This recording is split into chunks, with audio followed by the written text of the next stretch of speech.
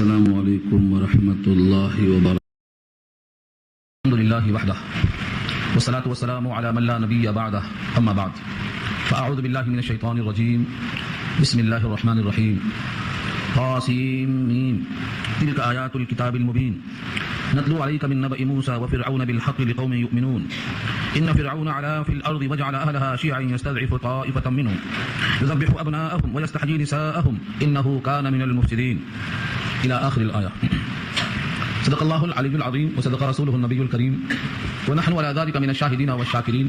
اللهم الہمنا رشدنا واعذنا من شرور انفسنا. اللهم وفقنا لما تحب وترضى من القول والفعل والنیہ. رب اشرح لي صدری ويسر لي امری واحلل عقدۃ من لسانی یفقهوا قولی. آمین یا رب العالمین. محترم حضرات، معزز سامعین، محترم خواتین، میری ماں اور بہنوں، ملی بھائیوں، پیارے بچوں، آج کی گفتگو کا عنوان ہے سورہ قصص 20واں پارہ. یہاں سے سورہ قصص کا آغاز ہو رہا ہے. قصص کے معنی ہی آتے ہیں جس میں قصہ بیان کیا جائے.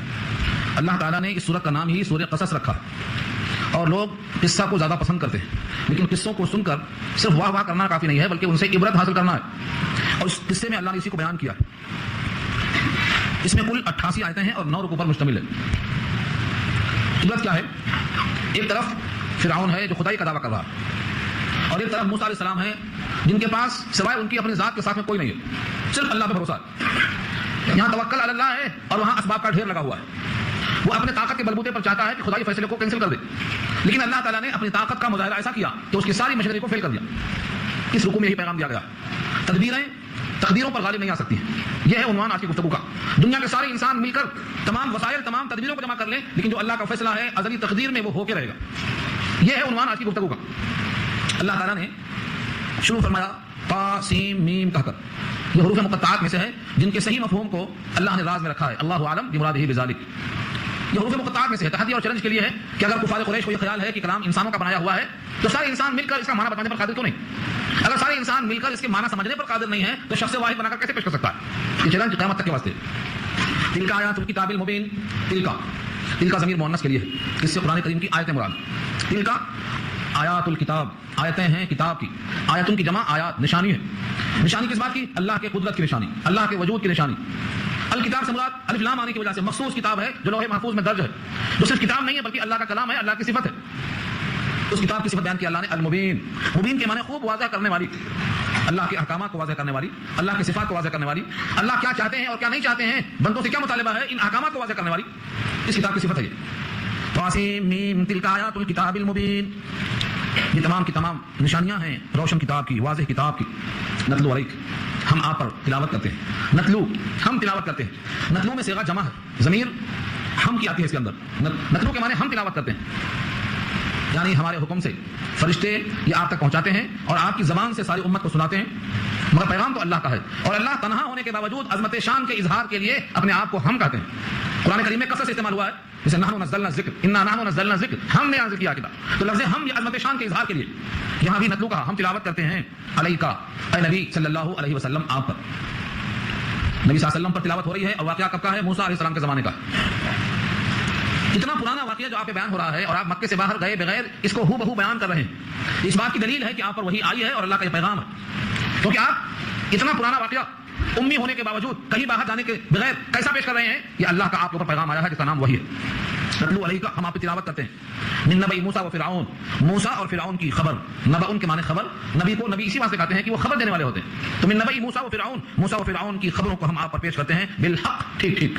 بالحق کے معنی بالکل ٹھیک ٹھیک، یعنی تاریخ ہے، بہت پرانا واقعہ ہے، لہذا کچھ صحیح ہے کچھ غلط ہے، نہیں، بالحق، بالکل ٹھیک ٹھیک. ایک ایک بات درست ہے، حقیقت کے مطابق ہے، نص الامر کے مطابق ہے. واقعاتی دنیا میں جیسا پیش آیا ہے ہم نے ویسا ہی سنایا. لقوم یؤمنون، ایسی قوم کے واسطے جو یقین کرتے ہو. یقین کس بات پر؟ یہ کتاب شک سے خالی ہے. اس کتاب میں جو کچھ ہے وہ حق ہے. یہ کلام اللہ کا ہے، اس میں جو کچھ ہے اس میں سچ ہی سچ ہے. جس کو ایسا یقین پیدا ہوتا ہے ہم اس کے واسطے یہ بات ٹھیک ٹھیک بیان کرتے ہیں. لیکن جو شک کی مریض ہیں، تذبذب میں ہیں، ریب میں ہیں، ان کنفارموں کے واسطے کوئی علاج نہیں ہے. خود کلدارا علاج نہیں. جو آدمی مریض ہو، جو شک کا مرض لگ گیا ہو، جس کو اس کو ہر بات میں شک پیدا ہوتا ہے، اس کے شک کا کوئی علاج نہیں. کتاب فی نفسہ لا ریب فیہ کی شان رکھتی ہے. اس واقعے کو ہم بیان کرتے ہیں ایسی قوم کے واسطے جو یقین کرے.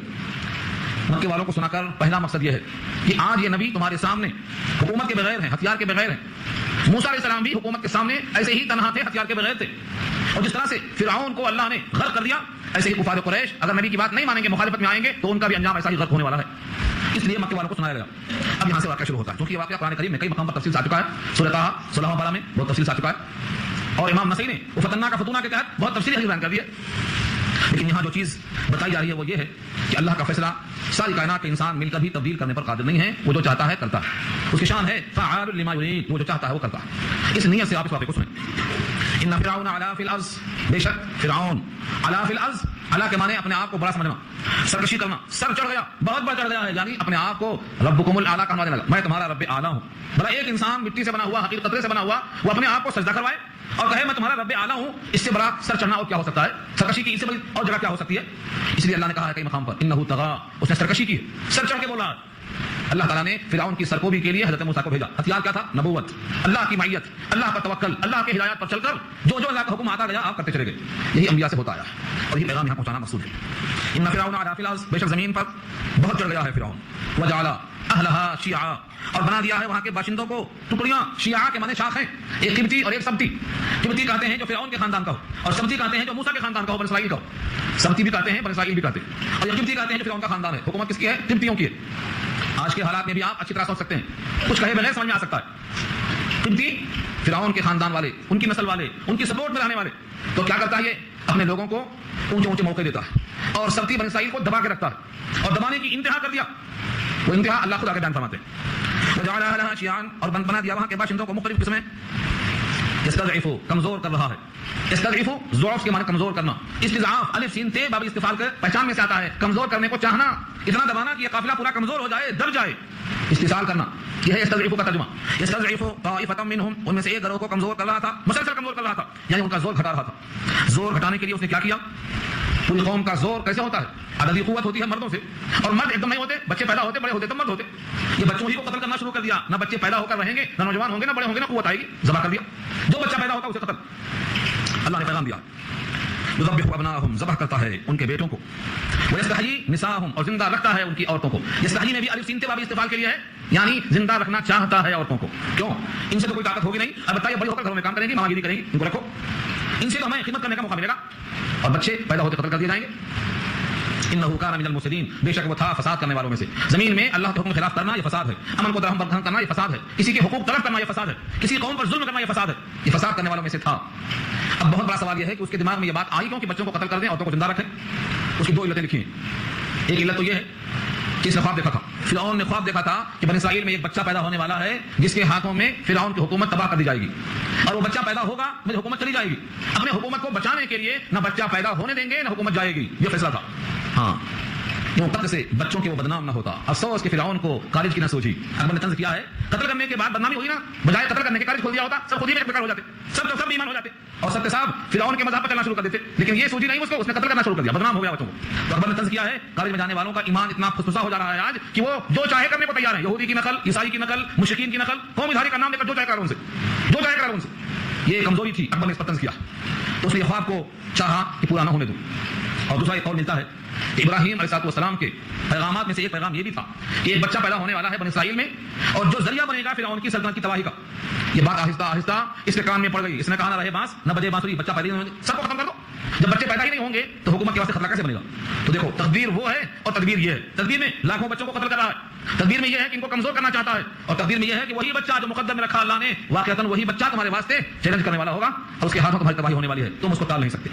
یہ تقدیر ہے اور وہ تدبیر ہے۔ دیکھو اللہ کی تدبیر، ونريد ان نمن، اور ہم چاہتے تھے کہ احسان کریں، ونريد، اور ہم چاہتے تھے۔ بھلا اللہ کے چاہنے کے بعد کوئی کچھ بھی چاہے، ہوگا وہی جو اللہ چاہے۔ جو مسلمان کمزوری کا احساس کرتے ہیں اچھی طرح سے سن لیں اس جملے کو، ونريد ان نمن، اور ہم چاہتے یہ تھے کہ ہم احسان کریں۔ کس پر احسان کریں؟ ان نمن علی الذین استضعفوا فی الارض، ان لوگوں پر جو زمین میں کمزور کیے جا رہے تھے، جن کی جڑیں کھودی جا رہی تھی، جن کا استحصال ہو رہا تھا، اور جن کو دبا دبا کر مسمار کیا جا رہا تھا، ہم نے یہ فیصلہ کر لیا کہ ان پر اپنا کرم فرمائیں، ان پہ اپنا احسان فرمائیں۔ دیکھو اللہ کا احسان اور اللہ کا ارادہ کس کے ساتھ ہوا؟ طاقتور کے ساتھ نہیں، کیونکہ وہ سرکش ہے، کیونکہ وہ باغی ہے اور خدا کا نافرمان ہے۔ جب بھی اللہ کا فیصلہ آتا ہے مدد کا تو ان کے ساتھ آتا ہے جو اطاعت گزار ہوتے ہیں، جو انبیاء کی ڈگر پہ چلتے ہیں، جو اللہ کے قانون کو مانتے ہیں۔ بظاہر ان کے پاس وسائل نہیں ہے، کچھ بھی ان کے ساتھ نہیں ہے، لیکن جب وہ اللہ کے ہو جاتے ہیں تو اللہ انہی کے ساتھ اپنے ارادے کو وابستہ کر دیتے ہیں، احسان کرنے کا فیصلہ کر دیتے ہیں، یا وہی کیا اللہ نے۔ وَنَجْعَلَهُمْ أَئِمَّةً، اور ہم نے یہ بھی چاہا کہ بنا دیں ان میں امام، امام کی جمع ائمہ یعنی پیشوا، لیڈنگ کرنے والے، ساری قوم کو لے کر چلنے والے ہم انہیں پیدا کر دیں، یہ بھی ہم نے فیصلہ کر دیا۔ وَنَجْعَلَهُمُ الْوَارِثِينَ، اور ہم بناتے ہیں ان تمام کو وارث، جمع وارثین۔ وارث کسے کہتے ہیں؟ ایک انسان جب مر جاتا ہے تو اس کی تمام جائیداد جس کو ملتی ہے، ایک کو یا کئی کو، تقسیم کے بعد یا بغیر تقسیم کے، اور بلا کسی ارادے کے، جیسے ہی مرا اس کی ملکیت خود بخود پہنچ جاتی ہے، کاغذ میں لکھا جائے نہ لکھا جائے، لیکن اللہ کے پاس ملکیت تبدیل ہو چکی۔ تو مراد یہ ہے کہ جو ملک مصر کی بادشاہت ہے اب تک قبطیوں کے ہاتھ میں ہے، فرعونیوں کے ہاتھ میں ہے، یہ پوری سلطنت بطور میراث کے، بلا کسی مشقت کے ہم سبتیوں کو دینا چاہتے ہیں، یعنی جو بنی اسرائیل ہیں ان کے ہاتھ میں بادشاہت دینا چاہتے ہیں۔ اور لفظ وارث کیوں استعمال کیا؟ کیونکہ لڑنا جھگڑنا، محنت کرنا، مشقت کرنا، کچھ کرنے کی ضرورت نہیں ہے، خود بخود ان کو آنے والی ہے، جس طرح سے میراث میں کوئی محنت نہیں کرنا پڑتا، خود ہی منتقل ہو جاتی۔ فرمایا وَنَجْعَلَهُمُ الْوَارِثِينَ، اور ہم کر دیں ان کو وارث زمین کا، بادشاہت کا۔ وَنُمَكِّنَ لَهُمْ فِي الْأَرْضِ، اور تمکن دیں ہم ان کے لیے زمین میں۔ نمکنا تمکن، تمکن کے معنی اقتدار، متمکن کے معنی جو آدمی جو چاہے وہاں پر اپنے اختیار کا اظہار کر سکے، تصرف کرنے پر قادر ہو سکے، اس کے پاس کوئی روک ٹوک نہ ہو، ایسی قدرت حاصل ہو تو اس کو تمکن کہتے ہیں، اس کو اقتدار کہتے ہیں۔ وَنُمَكِّنَ لَهُمْ فِي الْأَرْضِ، اور ہم تمکن بخشیں ان کے واسطے زمین میں۔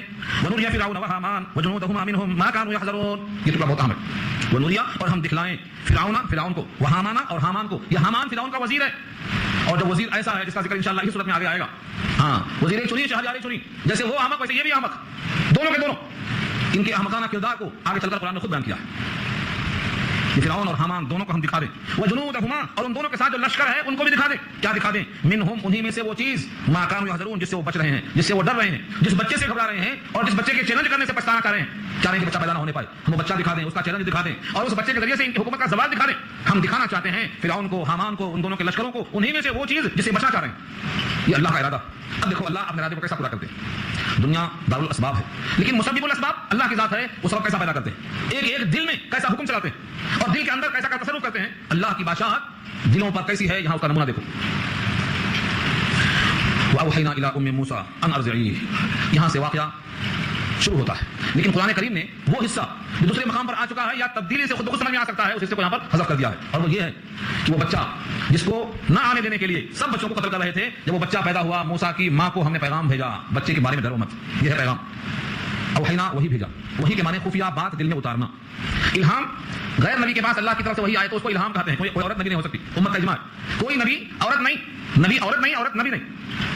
لہٰذا یہاں جو وہی ہے اوحینا الی ام موسیٰ، یہ وہی ایسی ہے جیسے حضرت مریم کے پاس پیغام آیا تھا، درخت کو ہلاؤ، وہ بھی نبی نہیں ہے، ان کا ذکر سورۃ مریم میں آ چکا ہے، اور ایسا ہی وہی کا لفظ شہد کی مکھی کو آ چکا ہے۔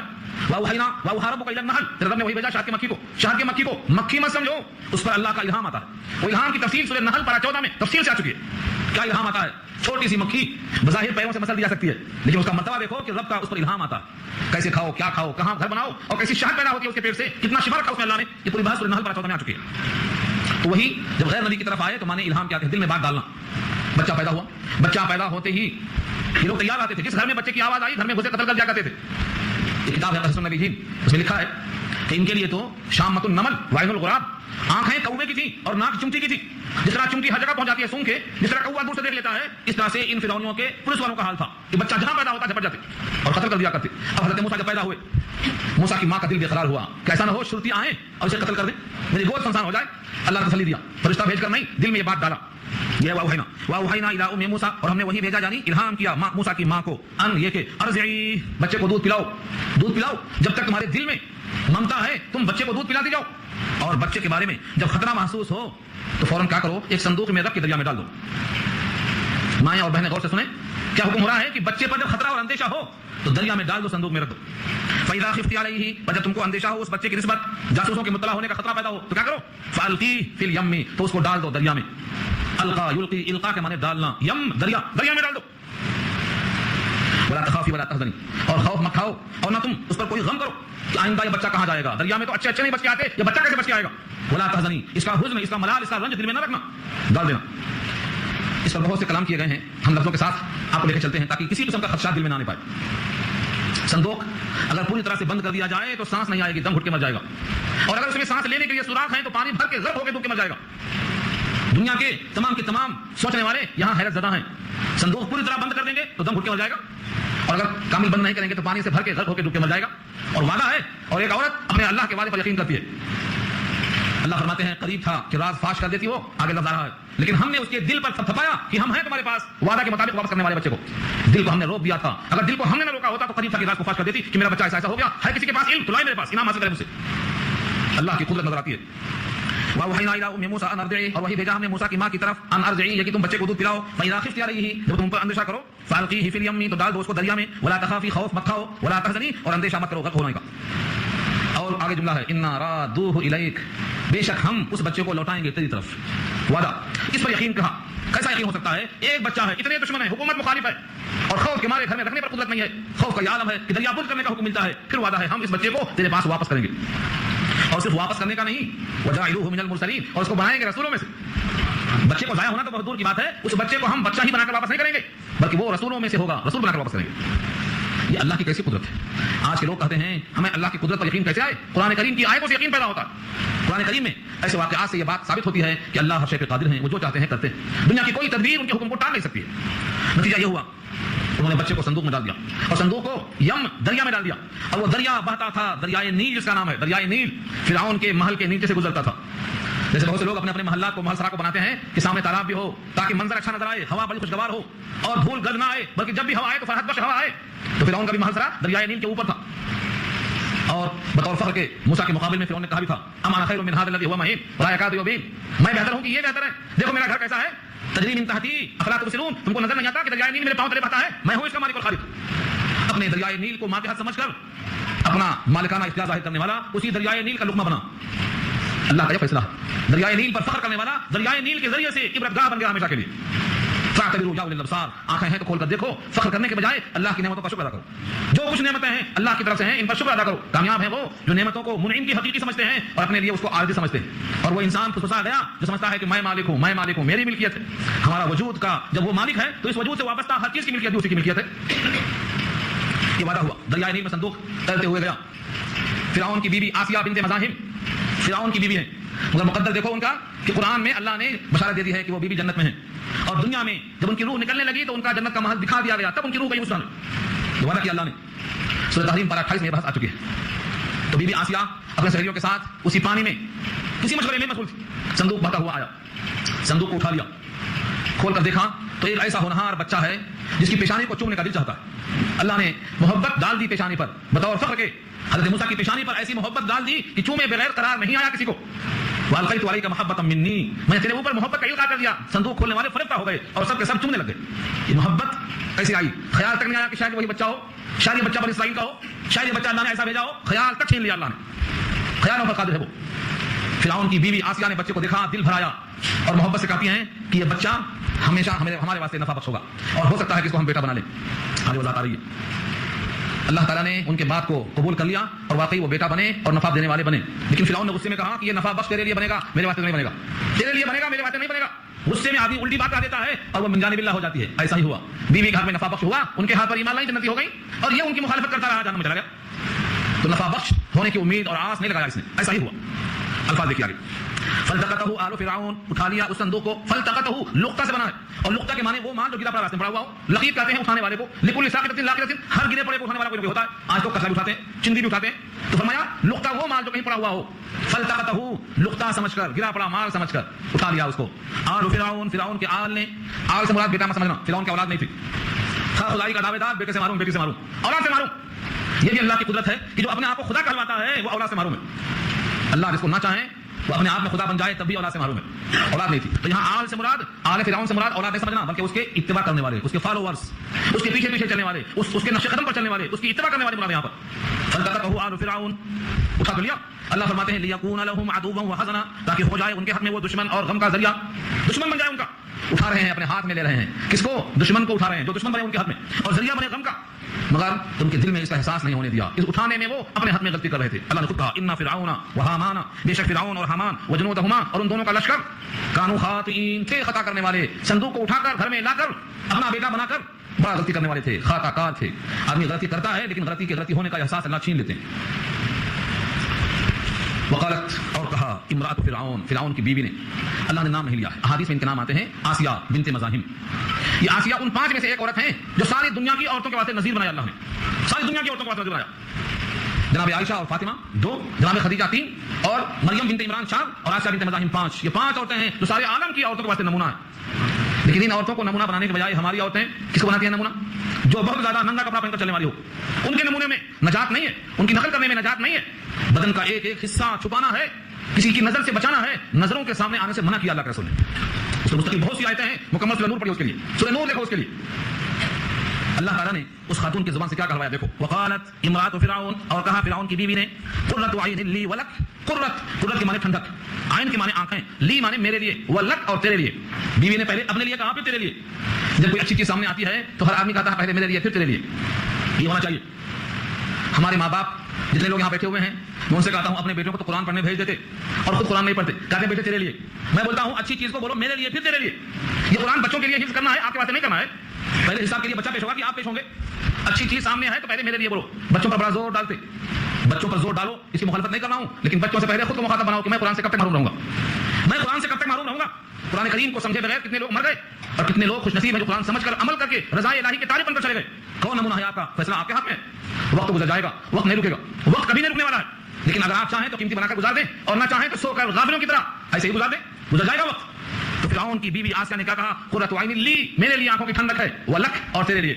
اس جملے پر اگر خاموش ہو جاتا تو کم سے کم مخالفت لازم نہیں آتی، لیکن اس نے کہا تیرے لیے ہوگا ٹھنڈک، میرے واسطے تو نہیں ہے. اللہ نے فیصلہ منظور کر لیا. اس پر کئی مثالیں مجھے یاد آتی ہیں، مگر میں رکوع میں جو الفاظ ہیں ان سے باہر جانا آنا نہیں چاہتا ہوں. مگر ایک مثال دیتا ہوں صرف کہ کبھی کبھی اللہ تعالیٰ زبان سے نکلوا دیتے. ایک صاحب بیمار تھے، نبی صلی اللہ علیہ وسلم گئے عیادت کرنے کے لیے. اس بوڑھے پر آپ نے دعا پڑھ کے فرمایا بخار ہے، گناہ دھل جاتے ہیں، شفا مل جاتی ہے. تو بوڑھا کہتا ہے نہیں، یہ تو بخار ایسا ہے جو دم لے کر ہی چھوڑے گا. حضور نے کہا جب ایسا ہے تو ہو سکتا ہے ایسا ہی ہو. اب کیا ہو گیا؟ جیسا حضور نے کہا ویسا ہو گیا. بخاری میں بیماروں کی عیادت کرنے کے بیان میں روایت موجود ہے. چلا گیا بوڑھا تو بات حضور اچھی فرما رہے تھے، اس پر بجائے خاموش آنے کے اللہ کے مقابل اپنا بخار دکھا رہے ہیں کہ میرا بخار تو آیا ہے، جان لے کے چھوڑے گا. حضور نے کہا ایسا ہے تو نام ہاں کہا دیا آپ نے اور کہا ہو گیا. تو کبھی بھی کوئی آدمی اچھی بات کہے تو اگر پسند نہیں آتی ہے تو پلٹا کر کرنا ضروری نہیں ہے، کم سے کم خاموش تو ہو سکتے نا، کم سے کم چپ تو ہو سکتے.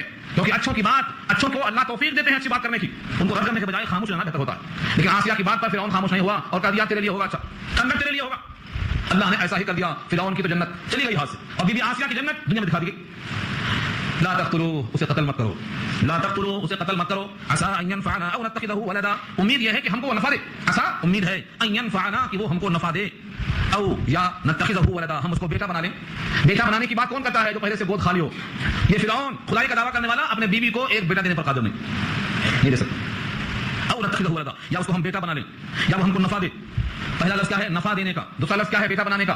پہلے پر توجہ گئی کہ کم سے کم نفع تو ہم کو دے سکتا ہے اور نفع اتنا دیا کہ دنیا کی کوئی خاتون اپنے ایسے نفع کا اظہار کرنے پر قادر نہیں ہے کہ دنیا ہی میں گھر دے دیا جنت کا. ان کا واقعہ پورا پڑھنا ہے تو سورۃ تحریم پارہ 28 ضرور پڑھ لینا آخر رکوع. وهم لا يشعرون، ان کو شعور نہیں تھا. وهم لا يشعرون، ان کو شعور نہیں تھا، ان کو انجام کی خبر نہیں تھی کہ وہ کیا کر رہے ہیں. اس طریقے سے بیوی نے روک دیا بیٹے کو قتل کرنے سے.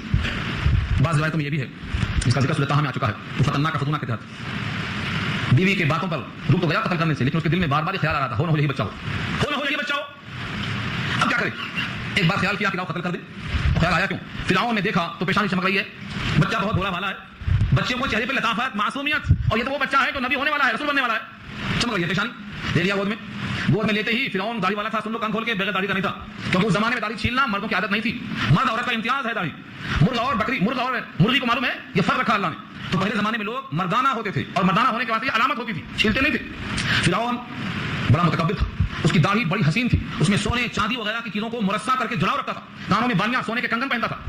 اور اسی واسطے جب نبی صلی اللہ علیہ وسلم مکے میں اپنے ایمان کا اور نبوت کا اور خیر کا اظہار کرنا شروع کر دیا تو لوگ کہتے تھے تمہارے ہاتھ میں تو کنگن نہیں ہے، کان میں بالیاں نہیں ہیں، تم کیسے ہو سکتے ہو اللہ کے محبوب؟ اور لوگ کہا یہ کنزون اور تکون له جنت یاکل منها، یہ شکوہ کیا لوگوں نے. تو اس زمانے میں کنگن پہننا، سونے کی بالیاں پہننا، داڑھیاں رکھنا اور داڑھی کو مرصع کرنا اور سر کے اوپر تاج پہننا شاہانہ شوکت تھی. کسرا کا تاج مشہور ہے، کسرا کا تاج مشہور ہے. تاریخ پر جانا پڑتا مجھے بتانے کے لیے، مگر آپ پڑھیے سورۃ النبی کو، نبی کی سیرت پڑھیے تو معلوم ہوتا ہے کہ نبی نے 23 سال کے زمانے نبوت میں کیسا انقلاب پیدا کر دیا. تو داڑھی اس وقت مردوں کی شان تھی، فرعون کو داڑھی تھی. اور موسیٰ کی داڑھی کا ذکر آ چکا ہے سورۃ طٰہٰ میں. اور موسیٰ نے ہارون کے داڑھی کو ایک ہاتھ میں اور بال کو ایک ہاتھ میں پکڑ کے گھسیٹا تو مٹھی میں پکڑنے کے برابر داڑھی تھی. پھر موسیٰ کے ساتھی اور بھائی حضرت ہارون کی، ان کا ذکر قرآن نے بیان کر دیا. تو داڑھی پکڑ کے کھینچا حضرت موسیٰ نے. بچوں کی عادت ہے جو مل جائے پکڑ لیتے. جب داڑھی کھینچا اور اس کی پیشانی پر بل آیا، اچھا یہ میری داڑھی کو ابھی سے کھینچنا شروع کر دیا، یہی ہے مجھے کھینچنے والا، ہلاک کرنے والا. تلوار نکالنا اور قتل کرنے کا فیصلہ کر لیا. تلوار گئی بی بی آسیہ. بول پڑی کیسے ہو تم؟ ایک طرف کہتے ہو میں خدا ہوں اور ایک طرف ڈرتے ہو بچے سے. اتنا چھوٹا بچہ، اس سے ڈرتے ہو؟ ایک طرف خدائی کا دعویٰ ہے انا ربکم الاعلی اور ایک طرف خوف کا یہ عالم ہے کہ اتنے چھوٹے بچے سے ڈرتے ہو. کیا غلط کرتے ہو تم؟ اگر تم کو واقعتاً اس کا امتحان لینا ہے کہ یہ وہی بچہ ہے تو چیک کر لو اس کو. کریں گے چیک. یہ پوری بات ہم نے کیا سورۃ طٰہٰ میں کہا ایک طرف آگ رکھو اور ایک طرف لال و جواہر رکھو. اگر یہ بچہ وہی ہوگا جو نبی ہونے والا، رسول ہونے والا، تب تو جواہرات پر جائے گا، چمکدار چاہے ہو جائے نہ ہو، قیمتی تو وہی ہے. اور اگر یہ بچہ بھولا بھالا عام بچہ ہے تو آپ کو پکڑ لے گا. اللہ کے فضل و کرم سے جو رسول تھے وہ اپنے فہم کے مطابق چلے ہیرے جواہرات کی طرف، لیکن جبریل نے فوراً آ کر ان کا رخ موڑ دیا اور آگ کی طرف پہنچ گئے، اٹھا کر منہ میں ڈال لیا. اسی واسطے حضرت موسیٰ کے زمان میں لکنت بھی تھی بہت دنوں تک، اس کا ذکر سورۃ طٰہٰ میں آ چکا ہے. زبان میں لکنت ہو گئی، جل گیا. امتحان میں اس طرح دکھایا بی بی آسیہ نے، کہا دیکھ لیا عام بھولا بھالا بچہ ہے مگر تم ایسے ہو کہ اس بچے سے ڈرتے ہو.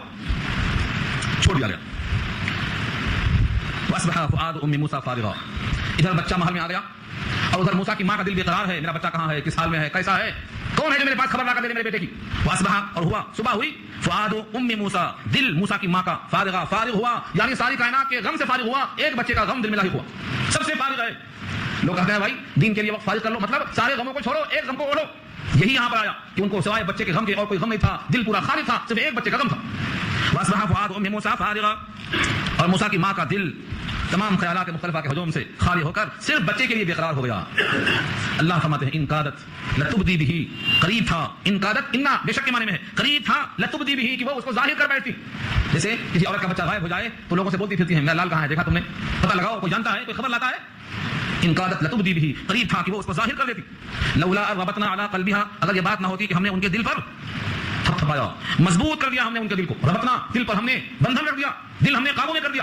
اگر یہ بات نہ ہوتی کہ دل پر ہم نے مضبوطی قائم کر دی تو لتکون من المؤمنین، تاکہ وہ ہو جائیں یقین کرنے والوں میں سے کہ اللہ کا وعدہ سچا ہے. اللہ جو کرتے ہیں وہ اپنے قدرت سے کرتے ہیں، جو وعدہ پورا کرنے کا حکم کیا ہے وعدہ پورا کر کے رہتے ہیں. یقین آ جائے اللہ کے وعدے پر. ہم نے ان کے دل کو تھپتھپایا اور ان کے دل کو ہم نے مضبوط کر دیا تاکہ ہماری بات کو وہ قائم رکھیں کہ ہاں اللہ کا وعدہ ہے، اللہ اس وعدے کو پورا کریں گے، بچہ ہمارے پاس آئے گا. اس طرح سے اپنے دل میں یہ خیال جمایا کہ اللہ وعدے کو پورا کریں گے. ایک حضرت موسیٰ کی بہن تھی، اس سے کہا بیٹی جاؤ اپنے بھائی کا ذرا خیال کرتے ہوئے دیکھو، دور دور سے دیکھنا، کسی کو شک نہ ہونے پائے کہ تمہارا اس بچے سے کوئی تعلق ہے، دور دور سے نگاہ بچا کر دیکھنا، تتبع کرنا، چلی جاؤ دیکھتے ہوئے. وقالت لاختہ، اور کہا ان کی ماں نے اپنے موسیٰ کی بہن سے، یعنی اپنی بیٹی سے کہا. اختن کوئی مانے بہن کے آتے ہیں، کس کی بہن ہے یہ؟ حضرت موسیٰ کی بہن ہے یا عثمان بیٹی. وقالت لاختہ، موسیٰ کی ماں نے کہا اپنی بیٹی سے یعنی موسیٰ کی بہن سے. کیا کہا؟ اسی کے مانے ان کو دیکھتے ہوئے چلی جاؤ، تلاش کرتے ہوئے، نشانات قدم پر چلنا. اسی ہی سورہ کہف میں آیا ہے قصصا، نشان کو دیکھ کے چلنا، پتہ لگاؤ کہ صندوق یہاں سے نکلا ہے، یہاں سے بھاتے بھاتے کہاں گیا ہے، کہاں پہنچا ہے، کس حالت میں، تلاش کرو. اسی ہی تتبع کرو اور تلاش کرو، سراغ کو لگاؤ. فبصرت به عن جنوب، بس دیکھا اس بچی نے اپنے بھائی کو، عن جنوب دور سے، جنوبی سے بنا ہے، جنوب کیا معنی؟ دور دور سے. تھوڑا سا عربی بھی سیکھا کرو. جنوبی کسے کہتے ہیں؟ بیوی کے پاس سے جا کر علیحدہ ہو جاتا، اس کو جنوبی کہتے ہیں، الگ ہو جانا. یعنی ایسا دور دور سے دیکھو کہ کسی کو شبہ نہ ہو کہ اس بچے سے اس بچی کا کوئی تعلق ہے، دور دور سے. فبصرت به عن جنوب، دور سے اس نے دیکھ لیا. وهم لا يشعرون، اور ان لوگوں کو شعور تک نہیں لیا کہ اس بچے کو یہ بچی دیکھ رہی ہے، دور سے دیکھ رہی ہے نگاہیں بچاتے ہوئے. ادھر اللہ کا انتظام یہ ہوا کہ بچہ تو آ گیا محل میں، پورے محل میں خوشی ہو گئی، محل جگمگا اٹھا اولاد کی خوشیوں سے، لیکن وہ بچہ کسی کا دودھ پیتا ہی نہیں، صرف ہو رہا. اللہ فرماتے ہیں وہ بچہ دودھ پیتا کیسے؟ ہم نے ہر ایک کا دودھ حرام کر دیا تھا. وحرمنا علیہ المراضع، مراضع مرضعات کی جمع ہے، جتنی دودھ پینے والی دائیں ہیں پورے ملک مصر میں، ہر دایا کا دودھ ہم نے بچے پر حرام کر دیا. بلا رسول ہونے والا جو چیز حرام ہے اسے کیسے منہ میں لے سکتا ہے؟ کیسے منہ میں لے سکتا ہے؟ وحرمنا علیہ المراضع، اور حرام کر دیا ہم نے اس بچے پر تمام عورتوں کے دودھ، مراضع جتنی دودھ پینے والی دائیں ہیں سب کا دودھ حرام کر دیا. یہاں حرام سے مراد بندش ہے، رکاوٹ ہے. اللہ نہ چاہیں تو وہ دودھ نہ پیئیں، اللہ چاہیں تو دودھ پی لیں، یہ ہے بندش. انہیں ایک گود میں جو بچہ ہے اس کو احکامات نہیں بتائے گئے، لیکن جب بندش کھلتی ہے تو منہ کھلتا ہے، اور بندش ہے تو منہ نہیں چلتا. جیسے حضرت عیسیٰ ماں کی گود میں ہے، اللہ نے کہا اعلان کر دو، کہا دیا انی عبداللہ آتانی الکتاب، بول پڑا. بس یہاں بھی بچہ ہے، روتا ہے، بس روتا ہے، کسی کا دودھ پیتا ہی نہیں. محل والے پریشان، جتنی دایوں کو بلایا سب کا دودھ انکار کر دیا. محل والے پریشان تھے کہ بچہ تو اچھا ہے، بڑا ہونہار ہے، لیکن بھوک سے، قلت سے یہ تو روتے روتے مر جائے گا، کیا کیا جائے اس کے لیے؟ جب سب کی عاجزی کو اس نے دیکھ لیا تو آہستہ سے وہ بچی آگے بڑھتی ہے اور کہتی ہے اس شہر میں ایک دایا ایسی ہے جس کا دودھ ہر بچہ قبول کرتا ہے، بڑی مقبول دایا ہے، کہو تو پتہ لگا دو. لوگوں نے کہا کہ ایک دایا ایسی ہے جس کا دودھ ہر بچہ قبول کرتا ہے، بلاؤ فوراً. حضرت موسیٰ کی ماں آئی اور کسی کو خیال نہیں گزرا کہ یہ بچے کی ماں ہے، کیونکہ وہ تو سب آفت میں تھے کہ بچہ دودھ کسی کا پیتا ہی نہیں، بچہ ضائع ہو جائے گا، اس فکر میں تھے. حضرت موسیٰ کی ماں آئی اور جیسے ہی گود میں بچے کو لیا ہے، بچہ اپنی ماں کے آغوش میں آ گیا، اور جو اللہ کا وعدہ تھا انا رادوہ الیک، میں لوٹاؤں گا تیرے بچے کو تیری گود میں، یہ وعدہ اللہ نے پورا کر دیا. اور بڑے امن کے ساتھ جو بڑی سے محل میں، اور اس کے بعد کہا یہ بچہ یہاں پرورش کرنے میں مجھے مشکلات ہیں، میں اتنے بڑے محل میں رہ کر یہ خدمت نہیں کر سکتی ہوں، میں تو اپنی جھوپڑیوں میں رہتی ہوں، میں اپنی جھوپڑی کو نہیں چھوڑ سکتی، میں بچے کو وہیں جا کر پالوں گی. اور روزینہ بھی مقرر کر دیا، بچہ اپنے گود میں آیا، اپنے گھر میں آیا، اور اوپر سے شاہی خرچے پر بچہ پلنا شروع ہو گیا. کبھی کبھی محل میں لا کر دکھا دیا کرتی تھی تاکہ بی بی آسیہ کا دل، جس کے دل میں اللہ نے محبت ڈال دی تھی، ان کو قرار آ جایا کرے. ان کے قرار کے لیے کبھی دکھا جایا کرتی تھی. تو خرچہ شاہی جا رہا ہے، کس کو جا رہا ہے؟ اس بچے کو، جس بچے کو روکنے کے لیے ہزاروں بچے قتل کر دیے گئے تھے.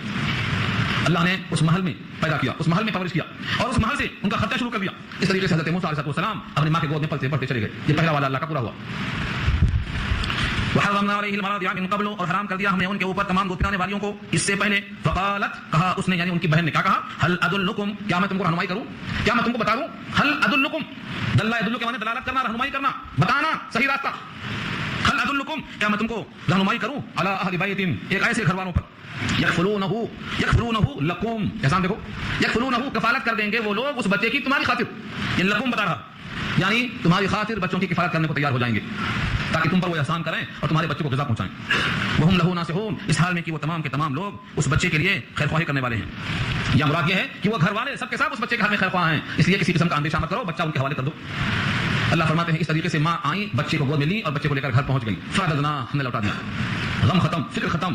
فرددناہ، ہم نے لوٹا دیا ان کو، الی امہ، ان کے ماں کی طرف. کئی کے معنی تاکہ، کئی کے معنی تاکہ تقر عینھا، ٹھنڈی ہو جائیں ان کی آنکھیں. اس معلوم ہوتا ہے کہ ماں اپنے بچے کو دیکھ کر اتنا خوش ہوتی ہے کہ اس کی آنکھوں میں ٹھنڈک لگتی ہے.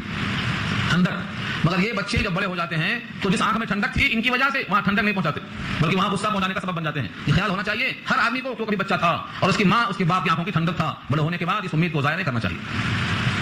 ولا تحزن، اور غم مت کرو، اللہ نے فرمایا تاکہ ان کی آنکھیں ٹھنڈی ہو جائیں اور تاکہ وہ جو ان کا غم تھا وہ غم ختم ہو جائے. ولتعلم، اور تاکہ وہ جان بھی لے. کیا جان لیں؟ ان وعد اللہ حق، کہ بے شک اللہ کا وعدہ حق ہے. اللہ جو وعدہ کرتے ہیں وہ حق کرتے ہیں، چاہے وسائل کے خلاف ہو یا وسائل کے مطابق ہو. ساری کائنات مل کر بھی اللہ کے وعدے کو ٹالنے پر قادر نہیں ہے. یہ مکے والوں کو سنایا تھا اور آیت میں ہمیشہ کے واسطے رکھ کر کے ہم کو اور آپ کو سنایا ہے کہ بے شک اللہ کا وعدہ حق ہے. جتنے وعدے اللہ کے ہیں سب سچ ہیں، اس لیے اللہ کے وعدوں پر یقین کر کے اللہ کے تمام اوامر کا اہتمام کرنا چاہیے. ولكن اکثرهم لا يعلمون، لیکن ان میں سے اکثر لوگ نہیں جانتے. لیکن ان میں سے اکثر لوگ اس بات کو نہیں جانتے، اس بات کو کہ اللہ کا وعدہ حق ہے. اکثریت اس بات پر یقین نہیں کرتی، اسی لیے وعدے پر یقین نہ کرنے کی طرح حوال ہیں ان کے. وعدہ اللہ کا کیا کیا ہے قرآن کریم میں؟ ایک وعدے نہیں ہے اللہ کے، بہت سارے وعدے ہیں. ان تمام کا خلاصہ ایک لفظ میں یہ ہو سکتا ہے کہ بندے تو میرے اوپر بھروسہ کر، میں تیرے واسطے کفایت کروں گا. تو میرے اوپر بھروسہ کر، میں تیرے واسطے کفایت کروں گا. تو میرا ہو جا، میں تیرا ہو جاؤں گا. تو میرے پاس آ، میں تیرے پاس دوڑ کے آؤں گا. یہ اللہ کا وعدہ. جب بندے کو اللہ پر یقین ہو جاتا ہے تو دنیا میں بھی آخرت میں بھی بندہ ایسے ہی کامیاب ہو جاتا ہے. یہاں تک ایک رکوع مکمل ہوا، درس ہمارا مکمل ہو گیا ہے. دل تو چاہتا ہے کہ دوسرا رکوع بھی شروع کر دوں، لیکن کچھ باتیں تمہیدی میں آپ سے عرض کرنا چاہتا ہوں اس رکوع کے علاوہ.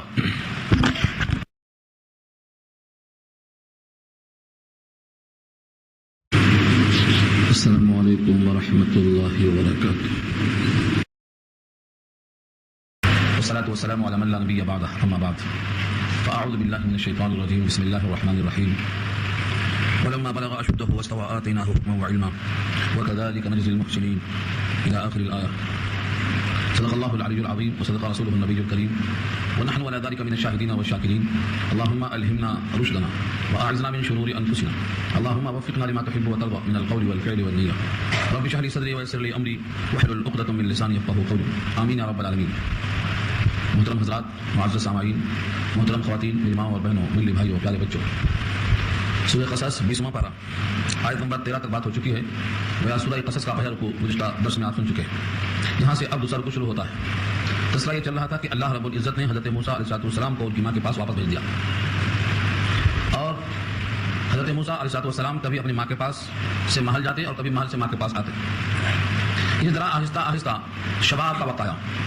درمیان میں کھیل کود کا وقت ہوتا ہے، اس کا تذکرہ نہیں کیا گیا کیونکہ یہ بات خود ہی سمجھ میں آ جاتی ہے. یہاں سے اللہ کا ارشاد ہے ولما بلغ اشدہ، اور جب پہنچے، ولما اور جب، بلغا پہنچے، اشدہ اپنے شباب کو. اشد کہتے ہیں پختہ عمر کو، ہم اردو میں کہتے ہیں بھری جوانی. یہ عمر 33 سال کی ہے. یہ اشد کا ترجمہ ہے. جب بھری جوانی کو، شباب کو پہنچے، یعنی 33 سال کے ہو گئے. ابن عباس کے قول کے مطابق 33 سال کی عمر ہوئی. اس کے بعد لفظ ہے واستوى، اور شباب اپنے کامل عروج پر آ کر ٹھہر گیا. یہ ترجمہ کس کا ہے؟ واستوى کا ہے. انسان کے اندر بتدریج، آہستہ آہستہ شباب کی طرف جوانی بڑھتا ہے تو شباب کامل ہونے کے بعد اسی پر رک جاتا ہے اور پھر آہستہ آہستہ زوال شروع ہو جاتا ہے. جو 33 سال کی عمر ہے، یہ شباب کی ہے. اور 33 سال کے بعد 40 سال تک یہ اس پر ٹھہراؤ کیا. اور 40 سال کے بعد عمر انسان کی ڈھلنے لگتی ہے، یعنی قوا میں مضبوطی جو آنا تھا اب وہ آ چکی ہے. اب یہاں سے اضمحلال اور دھیرے دھیرے کمزوری شروع ہو جاتی ہے. تو اللہ تعالیٰ نے یہاں پر دونوں لفظ سے استعمال کیا کہ جب شباب کو پہنچ گئے اور عمر میں پختگی آئی، ٹھہراؤ آیا، تو ہم نے آپ کو عطا فرمایا. ولما بلغ اشدہ واستوى آتیناہ حکما وعلما، ہم نے آپ کو دو چیزیں دی. آتیناہ دیا ہم نے آپ کو، حکما وعلما. حکم کے معنی اللہ کی طرف سے احکامات آئے، یہ کرو اور یہ نہ کرو، اس سے مراد نبوت، حکم بشکل نبوت دیا، اور اس کے ساتھ اللہ نے علم عطا فرمایا، علم و حکمت سے لبریز کیا، کیونکہ علم کے ذریعے سے انسان سمجھتا ہے کہ سچ کیا ہے اور غلط کیا ہے، حق کیا ہے اور باطل کیا ہے، ان چیزوں کو انسان سمجھتا ہے علم کی روشنی میں۔ تو اللہ تعالیٰ نے دو چیزوں کو عطا فرمایا، علم اور حکمت، یعنی نبوت بھی دیا اور علم سے ہمکنار کیا۔ وَكَذَلِكَ نَجْزِي الْمُحْسِنِينَ، اور اسی طرح ہم دیتے ہیں بدلہ احسان کرنے والوں کو۔ محسنین جمع ہے محسن کی، یہ لفظ قرآن کریم میں 100 دفعہ آ چکا ہے، کثرت کے ساتھ آ چکا ہے۔ اس کو بار بار سمجھ لینے سے تصور میں آسانی ہوتی ہے کہ محسن اللہ کا وہ بندہ جو اللہ کی بندگی کرے درجہ احسان میں پہنچ کر، یعنی اللہ کو ایسا محسوس کرے کہ میں اللہ کو دیکھ رہا ہوں، یا اتنا یقین اگر نہیں پڑ سکا ہے تو اتنا مان کے چلے کہ مجھ کو وہ ضرور دیکھ رہا ہے۔ اس درجے پر جو بندگی ہوگی تو بندہ محسن کہلائے گا، اس کی جمع محسنین ہے۔ ہم یوں ہی صلہ دیا کرتے ہیں صالح لوگوں کو ان کے احسان کا، ان کی بندگی کا۔ حضرت موسیٰ علیہ السلام کو شباب آیا، علم اور حکمت کے ساتھ اللہ کی طرف سے جزا دی گئی۔ ایک دفعہ کا واقعہ تذکرہ کیا اللہ نے، وہ دخل المدینہ تھا، اور داخل ہوئے شہر میں۔ دخلہ کے معنی داخل ہوئے، اور مدینہ سے مراد ملک مصر شہر، اور داخل ہونے کا مطلب یہ ہو رہا ہے کہ پہلے سے داخل نہیں تھے، باہر سے کہیں سے آئے تھے۔ شارحین لکھتے ہیں کہ آپ کی والدہ کا مکان ملک مصر کے کنارے پر تھا، باہر کے حصے میں تھا۔ جسے شہر بڑھتے بڑھتے جب پھیل جاتا ہے تو کچھ مکانات شہر کے باہر بھی ہوتے ہیں۔ حضرت موسیٰ علیہ السلام کی والدہ کا مکان بھی شہر کے باہر تھا۔ حضرت موسیٰ وہاں سے شہر میں داخل ہوئے، ایک ایسے وقت میں داخل ہوئے کہ لوگوں کی غفلت کا وقت تھا، لوگ غافل تھے۔ شارحین لکھتے ہیں کہ اس کا دو ہی وقت ہو سکتا ہے، یا تو رات میں غفلت کا وقت ہوتا ہے، یا ٹھیک دوپہر میں قیلولہ یعنی سونے کا وقت ہوتا ہے، غفلت کا وقت ہوتا ہے۔ یہی دو وقت مراد ہو سکتے ہیں، اغلب یہی ہے کہ قیلولے کا وقت تھا۔ فرمایا ودخل المدینہ، اور داخل ہوئے شہر میں، علی حین غفلۃ من اہلھا، ایسے وقت پر داخل ہوئے جب وہاں کے لوگ غافل تھے، مکین وہاں کے غافل تھے۔ اہلھا میں ہاں کی ضمیر لوٹتی ہے مدینہ کی طرف، یعنی شہر والے جس وقت غفلت میں ہوتے ہیں اس وقت میں داخل ہوئے، یعنی زیادہ بھیڑ بھاڑ نہیں تھی، زیادہ ہما ہمی نہیں تھی، بلکہ تقریباً لوگ اپنے اپنے مشاغل میں مصروف تھے، سوئے ہوئے تھے۔ اس حالت میں اللہ تعالیٰ نے حضرت موسیٰ علیہ نبینا علیہ السلام کو یہاں پر داخل فرمایا، علی حین غفلۃ من اہلھا۔ یہاں جو لفظ غفلت ہے یہ بالکل بین ہی اردو میں اسی معنی میں استعمال ہوتا ہے، اور حین کے معنی وقت، وہاں کے لوگوں کی غفلت کے وقت میں داخل ہوا۔ فوجد فیہا، پس پایا اس شہر کے اندر، رجلین، اتفاق سے دو آدمیوں کو دیکھا، یقتتلان کی باہم وہ لڑ رہے ہیں۔ قتال کے معنی تو قتل کرنے قتل ہونے کے آتے ہیں، لیکن بسا اوقات قتال اور ان لفظوں سے اشارہ ہوتا ہے جھگڑے کی طرف، دو لڑ رہے ہیں۔ یقتتلان، دونوں کے دونوں باہم گتھم گتھا۔ ان جھگڑا کرنے والوں میں سے دونوں کی نشاندہی قرآن نے خود کیا ہے۔ ایک تھا فرعون کے خاندان والوں میں سے، یعنی قبطیوں میں سے، اور بعد میں لکھا ہے کہ فرعون کے مطبخ کا بابرچی تھا، یعنی بہت قریب تھا۔ اور دوسرا شخص جو تھا وہ بنی اسرائیل تھا، اور بنی اسرائیل کو وہاں پر لوگوں نے دبا کے رکھا تھا، ان کا استحصال ہو رہا تھا، ان پر ظلم کیا جا رہا تھا۔ اس کا ذکر پہلے رکوع میں آ چکا ہے، یستضعفوا طائفة منهم، ان میں سے ایک گروہ دوسرے گروہ کو کمزور کر رہا تھا، کیونکہ حضرت موسیٰ بھی بنی اسرائیل تھے، اور وہ بنی اسرائیلی کمزور پڑ رہا تھا، اور یہ قبطی اپنے جلاد ہونے کا ثبوت دے رہا تھا۔ حضرت موسیٰ کو دیکھ کر اس نے پکارا مجھے بچائیے۔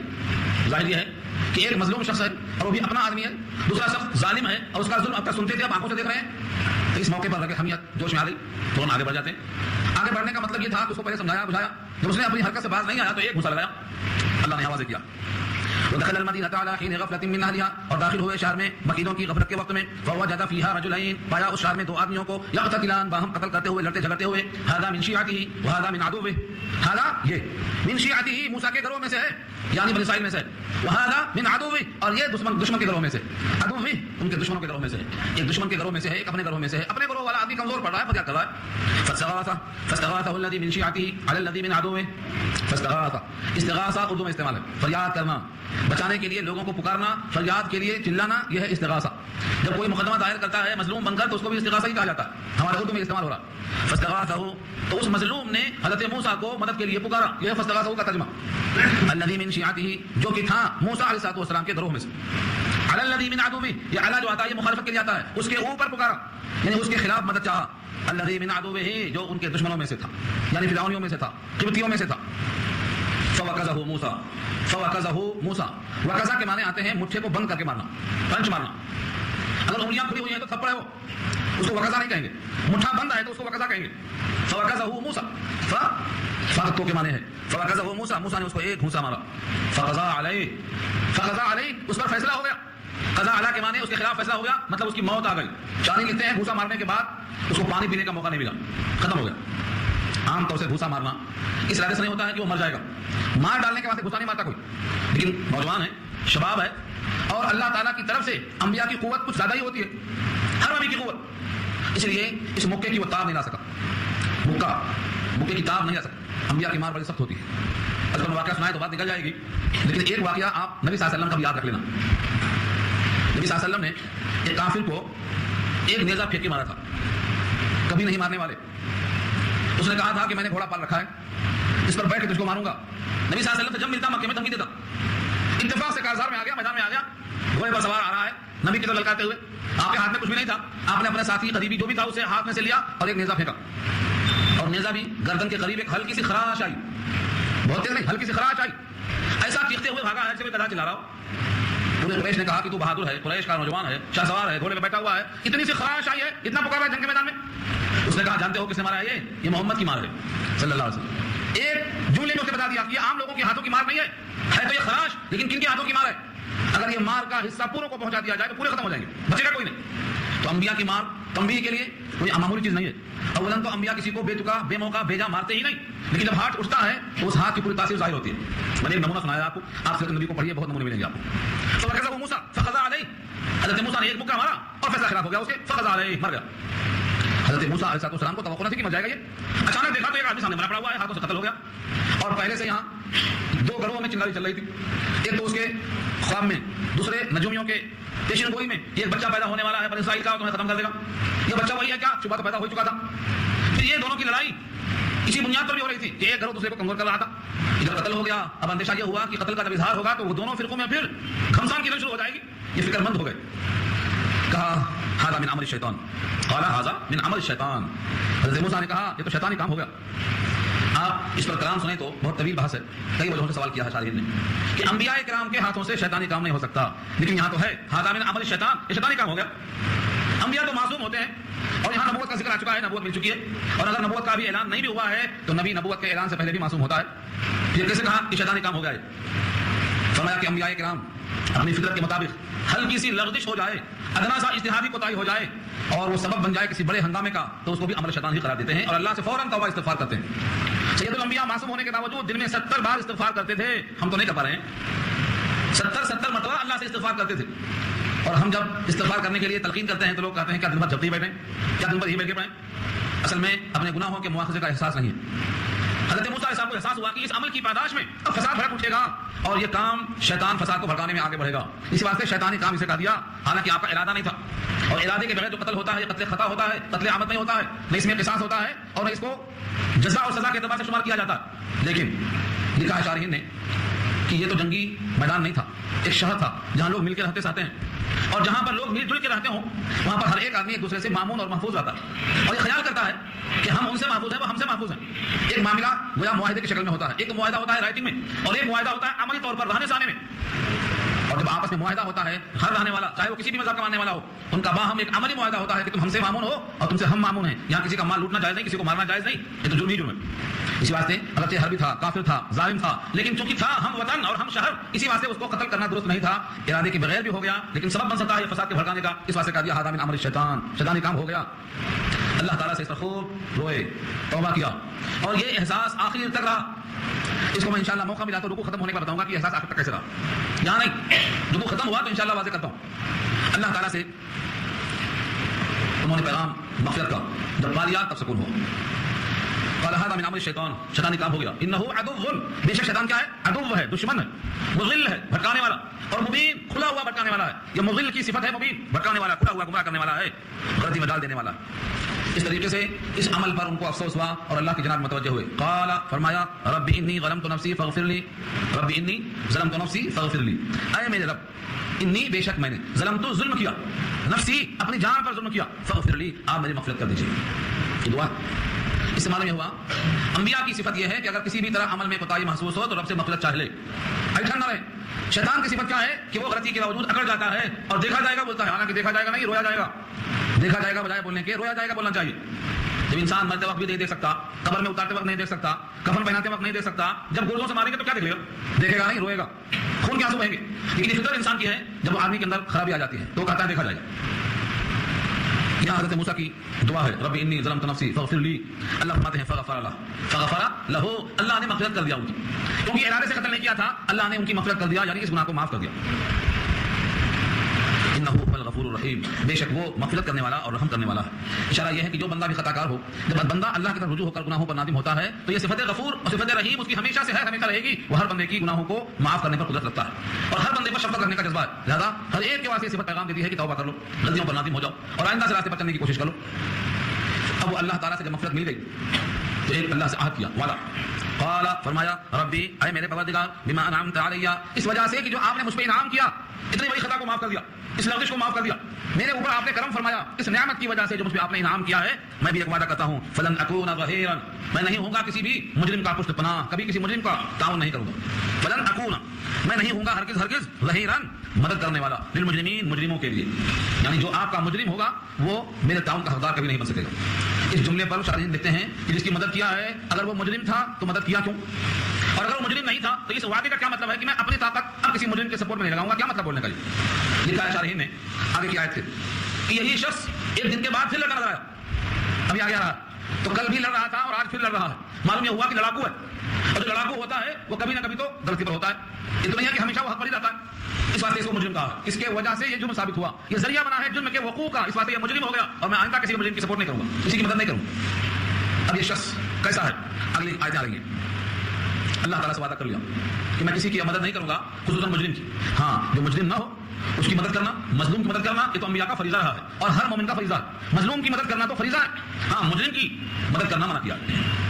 فاصبح فی المدینہ خائفا یترقب، صبح کیا، فاصبح صبح کیا، دیکھو اصبح میں الف سین با ہا ہے اور صبح جو اردو میں استعمال ہے یہی سے استعمال ہے، فاصبح صبح کیا، فی المدینہ شہر کے اندر، خائفا خوف کی حالت میں، خائفا حالت ہے، رات کیسی بھی گزری، ایک تو یہ کہ مر گیا فساد نہ کہیں پھیل جائے، اس کے خاندان کے لوگ کہیں فرعون کے پاس جا کر التجا نہ کریں کہ وہاں سے مواخذہ شروع ہو جائے، خائفا رات بھر خوف میں گزرا، یترقب انتظار میں، یترقب کے معنی آتے ہیں انتظار میں، اچانک کیا ہونے والا نہیں معلوم، کیا حالات پیش آتے نہیں معلوم، اونٹ کس گھر میں بیٹھے گا نہیں معلوم، یہ یترقب انتظار میں رہے۔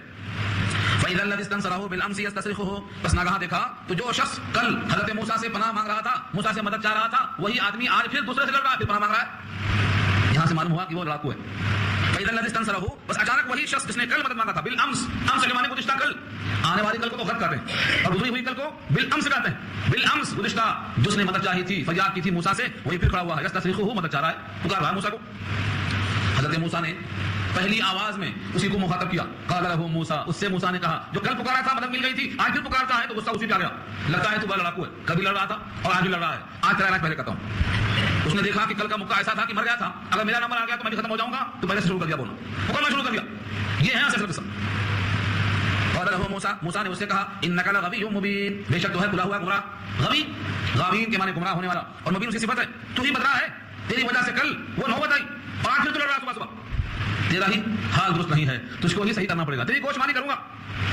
یہ کہتے ہوئے جب اس سے مخاطب ہوئے تو اس کو مکہ دیکھا تھا اس نے، اس لیے یہاں مکہ سے پہلے حوصلہ خطا ہو گئے، بگڑ گئی طبیعت، اب کیا ہوگا، آسا پڑ سکتا ہے، اسی لیے ابھی حضرت موسیٰ نہ ادھر بڑھے تھے نہ ادھر بڑھے تھے، لیکن وہ ہیبت میں صاحب بولنا شروع کر دیا، فلما ان ارادہ، ابھی پکڑنے کا ارادہ کیا تھا، پکڑنے کا، ہاں ارادہ عربی میں اور ارادہ اردو میں دونوں ایک ہی چیز ہے، فلما ان ارادہ، پر جب یہ کہ ارادہ کیا موسیٰ نے، ان یبطشا، کی پکڑنے کا ارادہ ہی کیا تھا، ابھی آگے بڑھنے، پکڑنے کا ابھی پکڑنے سے پہلے بولتا ہے بالذی هو عدو لهما، اس شخص کو جو کہ دشمن تھا ان دونوں کا، یعنی موسیٰ کا بھی دشمن تھا اور یہاں جو پکار رہا تھا اس کا بھی دشمن تھا، اس کو پکڑنا چاہا تھا، لیکن وہ سمجھ بیٹھا اس ڈانٹنے کی وجہ سے کہ شاید مجھ پر پڑے گا، پکڑنے کا ارادہ کس کا تھا، موسیٰ کا، کس کو، دشمن کو، دشمن موسیٰ کا بھی تھا اور پکڑنے والے کا بھی دشمن تھا، اسی کو پکڑنے کا ارادہ تھا، لیکن محض یہ جملہ بول دینے سے کہ تو ہی کھلا گمراہ ہے، وہ گھبرا گیا اور سمجھا کہ اب میری شامت ہے، کیا بولتا ہے وہ، قال یا موسیٰ، کہا اے موسیٰ، اتريد، کیا تم چاہتے ہو، ان تقتلنی، کہ مجھ کو قتل کر دو، کما قتلتا، جیسا کہ تم نے قتل کر دیا ہے، نفسا، ایک جان، بالامس، گزشتہ کل، بول کر دیا اس نے، اسی کی خاطر تو مکہ مارا تھا اور اس کے سوا کوئی گواہ بھی نہیں تھا، کیونکہ وہ تھا غفلت کا وقت، کوئی تھا ہی نہیں جاننے والا، اگر یہ ظاہر نہ کرتا تو ظاہر نہیں ہوتا، لیکن اس کے اس بول دینے سے جو لڑنے والا تھا ان دونوں کے درمیان سے نکل کے بھاگا کہ اب ان کے ہاتھ سے مکہ کھا کے مرنے کے بجائے اتنا کرنا زیادہ آسان ہے، چل پڑا۔ ان تريد الا ان تكون جبارا في الارض، نہیں چاہتے ہو تم مگر یہ کہ ہو جاؤ جبار، جبار جابر سے بنا ہے، مبالغہ ہے، جبر کرنے والا، دادا سرکش، بہت زیادہ لوگوں پر تھپی مارنے والا، یہ کس نے الزام لگایا، اپنا ہی آدمی لگا رہا ہے الزام، جس کے لیے سب کچھ ہوا، جس کی مدد کے لیے آگے بڑھے تھے، جس کی فریاد رسی کی تھی، وہی یہ بولنا چاہتا ہے کہ تم ہمیں قتل کرنا چاہتے ہو کل کی طرح، اور نہیں چاہتے ہو تم مگر اپنا زور دکھانا چاہتے ہو زمین میں کہ میں زوراور ہوں، وما تريد ان تكون من المصلحين، اور نہیں چاہتے ہو تم یہ کہ ہو وہ صلح کرانے والے، ان دو لڑنے والوں میں صلح کرانے کے بجائے ایک کو مار کے ختم کر دیا، اب پھر دو لڑتے ہیں، پھر مکہ مارنا شروع کر دیا، زور دکھانا چاہتے ہو، برتری دکھانا چاہتے ہو بجائے صلح کرنے کے، یہ کہتے ہوئے اس نے پوری بات ظاہر کر دی، ظاہر بات ہے کہ اگر قاتل کا تذکرہ ہو جائے اور پورا شہر مخالف ہو اور بادشاہ کی طرف سے وارنٹ جاری ہو اور انعام کا لالچ دیا گیا ہو تو یہ خبر آنن فانن پہنچ جاتی ہے. پہنچ گئی خبر، پہنچتے ہی وہاں سے پکڑنے کے لیے اور قتل کرنے کے لیے پولیس والے چل پڑے. لیکن پولیس والے چلتے کیسا ہیں آپ کو معلوم ہے؟ سارا کام ہونے کے بعد ہی پہنچتے ہیں. یہاں بھی ویسے ہوا، کبھی بھی وہ ٹائم پہ نہیں آ سکتے. کب آئیں گے؟ سارا کام ہونے کے بعد آئیں گے. ابھی دربار میں مشورہ ہوا کہ پکڑ کے لاؤ، وارنٹ جاری ہوا. وہ لوگ آنے سے پہلے ایک ہمدرد، ایک صاحب ایمان، ایک موسیٰ کا چاہنے والا ایسے راستوں سے آ گیا جو راستہ صرف اسی کو معلوم تھا. ہاں شارٹ کٹ میں نکل کے آ گیا. گاڑی والے گھنٹہ بھر لگا دیتے اور پیدل والے جلدی پہنچ جاتے. آگے اطلاع کر دیا. کیا اطلاع کیا دیکھو یہاں سے؟ وجاء رجل من اقصى المدینہ یسعى، آیا ایک آدمی، جاء رجل آیا ایک آدمی من اقصى المدینہ، مدینہ کے معنی شہر اور اقصی کے معنی دوری کیا آتے ہیں. اقصی کے معنی دوری کیا آتے ہیں کیونکہ یہاں سے وہ آدمی آیا ہے وہ شہر کا کنارہ تھا اور کنارے سے جو آدمی آتا ہے بمقابلہ بیچ والے کے وہ دور سے آتا ہے، اس واسطے اقصی کا بمعنی ابعد، بہت دور سے. وجاء رجل من اقصى المدینہ یسعى، آیا ایک آدمی شہر کے اگلے کنارے سے دوڑتا ہوا، یسعى دوڑتے ہوئے آیا. یہ دوڑنے کی ضرورت کیا تھی؟ یہی فکر تھی کہ ہم پیدل ہیں، وہ لوگ سواری سے ہیں، ہم سے پہلے پہنچ گئے معاملہ بگڑ جائے گا، ہم کو پہلے پہنچنا ہے. یہ ہے عزم، یہ ہے فکر، یہ ہے حوصلہ اور یہ ہے اپنائیت. جب آدمی گروپ میں ہوتا ہے تو اس طرح محبت سے آدمی پیش آتا ہے. پہنچ گئے. قال یا موسیٰ، کہا اے موسیٰ، ان الملا، بے شک وزراء، ملا وزراء کے معنی میں آتا ہے. ملا ان کے معنی سردار، ہم نشین، وزراء، ارکان سلطنت، یہ سب ترجمہ کس کا ہے؟ ملا کا. یأتمرون بک، مشورہ کرتے ہیں تیرے ساتھ. یأتمرون بک، تیرے ساتھ مشورہ کرتے ہیں. کس کا مشورہ کرتے ہیں؟ تجھے قتل کر دینے کا. لیقتلوک، تاکہ تجھے قتل کر دیں. یعنی پلان بن چکا ہے، تمہارے قتل کرنے کا انتظام ہو چکا ہے. فخرج، لہذا نکلو یہاں سے. انی لکا، بے شک میں ہوں آپ کے لیے، من الناصحین، نصیحت کرنے والوں میں سے. کبھی کبھی چھوٹوں کی نصیحت بڑوں کو بھی کام میں آتی ہے. یہاں سے معلوم ہو رہا ہے موسیٰ جیسے پیغمبر ہیں اور ایک عام آدمی ہے لیکن ہمدردی کے ساتھ آیا ہے، اس کی نصیحت کیسا کام میں آ رہی ہے. اس واسطے حضور نے حکم فرمایا ہے الدین والنصیحہ، دین تو نام ہے نصیحت کا. نصیحت خیر خواہی کا، امام المسلمین کے لیے، عام مومنین کے لیے، ہر ایک فرد کے لیے خیر خواہی کا جذبہ. تو کبھی کبھی نصیحت چھوٹوں کی بڑوں کو بھی نفع دے دیتی ہے. یہاں کوئی پیغام نہیں آیا، کوئی وحی نہیں آئی، بلکہ ایک مومن بندہ جو طرف لے کر حاضر ہوا تھا اس کی نصیحت کارگر ہوتی ہے. انی لکا من الناصحین، بے شک میں ہوں آپ کے لیے خیر خواہی کرنے والا، نصیحت کرنے والا. اس طرح سے نصیحت کو پیش کر دیا. فخرج منها خائفا يترقب، بس نکل پڑے موسیٰ علیہ السلام وہاں سے، یعنی ملک مصر سے، خائفا ڈرتے ہوئے، یترقب انتظار کرتے ہوئے کہ کس گلی میں کون سامنے سے آتا نہیں معلوم، اچانک ناگہانی آفت کدھر سے آتی نہیں معلوم. یترقب انتظار کرتے کرتے شہر سے باہر نکلتے چلے گئے اور ایسے موقع پر اللہ کی طرف رجوع ہو گئے. قال ربی نجنی من القوم الظالمین، کہنے لگے اے میرے پروردگار مجھ کو نجات دے دیجیے، اے میرے پروردگار مجھ کو نجات دے دیجیے، من القوم الظالمین، ظالم قوم کے شر سے، ظالم قوم کے شر سے مجھے نجات دے دیجیے. حضرت موسیٰ نے یہ دعا کی. بلا نبی کی دعا رد نہیں ہو سکتی. یہاں ظالمین سے مراد کون ہیں؟ فرعون اور فرعون کے کارندے، فرعون کے حکم پر چلنے والے وہاں کے مکین، یہ سب کے سب ظالمین ہیں. ان کے شر سے نجات مانگ لیا. حضرت موسیٰ کی دعا مقبول ہو گئی. حضرت موسیٰ علیہ السلام کی دعا قبول ہو گئی. یہاں سے نکل پڑے. اب کہاں گئے؟ کدھر گئے؟ چلتے چلتے تقریباً 10 میل کی دوری پر، بعض نے اور بھی بتائی ہے تعداد، ایک شہر آیا جس کا نام مدین ہے. مدین پہنچے. یہاں سے نکل پڑے اور نکلتے نکلتے کہاں پہنچے؟ مدین کی حدود میں پہنچ گئے. ملک مصر کی جو حدود تھی وہاں سے باہر آ چکے تھے. ولما توجہ تلقاء مدین، اور جب پہنچ گئے، جب متوجہ ہوئے تلقاء مدین، مدین کے سامنے، مدین کے قریب پہنچ گئے. اللہ تعالیٰ سے تو امید تھی، دعا کر کے نکلے تھے. قال عسى ربی، فرمایا کہ مجھے امید ہے کہ میرا پروردگار ان یہدینی، مجھ کو ہدایت دیں گے، رہنمائی کریں گے، سواء السبیل، صراط مستقیم کی، سیدھے راستے کی. میں کہاں جاؤں اور کیا کروں اور کیا نہ کروں، مجھے اللہ کی طرف سے پوری امید ہے. ان یہدینی سواء السبیل، کہ مجھ کو اللہ ہدایت دیں گے، سیدھے راستے پر چلائیں گے. چنانچہ ایسا ہی ہوا. راستے میں ایک مقام پر پہنچے، پنگھٹ آیا پانی کا. پانی جہاں کنویں سے پانی نکالا جاتا ہے وہاں تھوڑا سا گڑھا بن جاتا ہے عام طور سے. پانی نکالتے نکالتے ہمیشہ پانی گراتے گراتے وہاں گڑھا ہو جاتا. تو کیا ہے؟ مورد ہے، پنگھٹ ہے. جو کنواں کھول سکتا ہے وہ تو پانی نکالتا ہے، اور جو کنواں کھولنے پر قادر نہیں ہے اسی پانی سے کام چلاتا ہے. یہ ہے مدین کا قرب. ولما ورد ماء مدین، اور جب وارد ہوئے ہیں مدین کے پانی پر، یعنی وہاں کثرت سے لوگ پانی لینے آتے تھے جاتے تھے. پنگھٹ پہ پہنچے مدین کے. وجد علیہ امة من الناس، پایا وہاں پر ایک گروہ کو لوگوں میں سے، ایک جماعت تھی، بھیڑ لگی تھی. بلا پانی کی ضرورت کس کو نہیں ہے؟ امة من الناس، لوگوں میں سے ایک جماعت وہاں پر موجود تھی. یسقون، پانی پی رہے تھے لوگ، پانی پی رہے تھے، پانی پلا رہے تھے، پانی میں لگے ہوئے تھے. ووجد من دونهم امرأتين، اور پایا ان دونوں کے علاوہ، ان دونوں کے قریب میں، دون کے معنی علاوہ کیا آتے ہیں؟ دون کے معنی پیچھے کیا آتے ہیں؟ دون کے معنی علاوہ کیا آتے ہیں؟ یعنی اس بھیڑ کے علاوہ انہوں نے 2 عورتوں کو پایا. امرأتين، 2 عورتوں کو پایا ہے. تزودان، دونوں کیا کر رہی ہیں؟ اپنی اپنی بکریوں کو روک کے کھڑی ہیں. دونوں کے دونوں روک کے کھڑی ہیں. مجمع میں گھس نہیں سکتی عورت ہے، اور مجمع میں گھسنے کے بغیر کھڑا رہنا پڑتا ہے، کوئی شکل تو ہے نہیں کیونکہ پانی کے بغیر جا نہیں سکتی. پانی کے انتظار میں اپنی بکریوں کو روک کر کھڑی ہوئی ہے. قال ما خطبكما، حضرت موسیٰ نے محسوس کر لیا، اور لوگوں کا تعاون کرنے کی عادت تھی. مجرم کا تعاون نہیں کریں گے یہ عادت تھا، لیکن جو بیچارے مظلوم ہیں ان کا تعاون تو کرنا ہی ہے. قال ما خطبكما، تم دونوں کا ارادہ کیا ہے؟ تم دونوں کا مقصد کیا ہے؟ یہاں کیوں کھڑی ہو؟ کیا حاجت پیش آئی؟ قالتا لا نسقی، وہ دونوں بچیاں کہتی ہیں لا نسقی، ہم پانی پلانے پر قادر نہیں ہیں، ہم پانی نہیں پلا سکتے.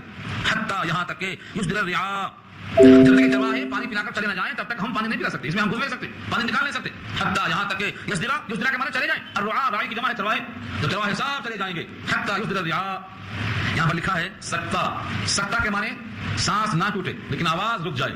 جیسے کوئی آدمی بات کرتا ہے، بات کرتے کرتے سانس توڑنا چاہتا ہے کہ ایک بات اور یاد آئی کہ اگر میں نہیں بولوں گا تو سوال کیا جائے گا، ایسی بات کو آدمی اسی سانس میں کہا جاتا ہے، صرف آواز رکتی ہے، سانس نہیں ٹوٹتی.